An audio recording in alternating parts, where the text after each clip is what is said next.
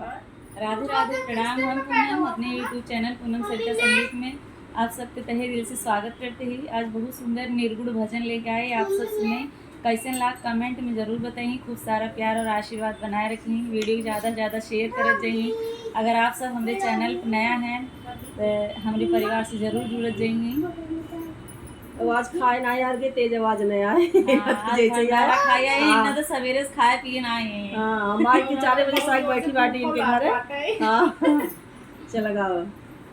उलझी बहाई मोरी नैया हरे रघुबर पार के लगाई दा हो।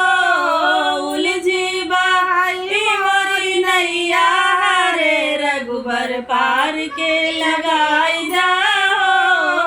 उलझी बहाई मोरी नैया हरे रघुबर पार के लगाई दा हो। माई के कोखिया में बिरना न जनमे, माई के कोखिया में बिरना न जनमे के आई है अनवैया हरे रघुबर पार के लगाई दा हो। के आई है अनवैया हरे रघुबर पार के लगाई दा हो। उलझी बहाई मोरी नैया रे रघुबर पार के लगाई दा हो। उलझी बहाई मोरी नैया रे रघुबर पार के लगाई दा हो। सासू के कोखिया में देवर न जनमे, सासू के कोखिया में देवर न जनमे के कई है भौजैया रे रघुबर पार के लगाई दा हो।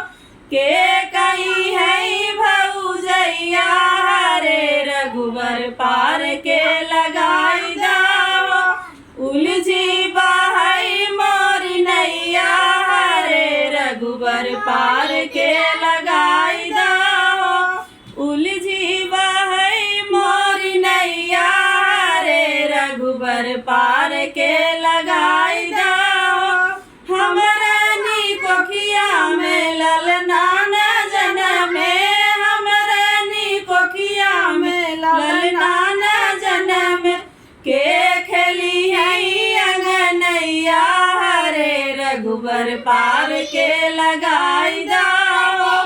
के खेली है अंगनैया रघुबर पार के लगाई दा हो। उलझी बहाई मोरी नैया हरे रघुबर पार के लगाई दा हो। उलझी बहाई मोरी नैया हरे रघुबर पार के लगाई दा हो।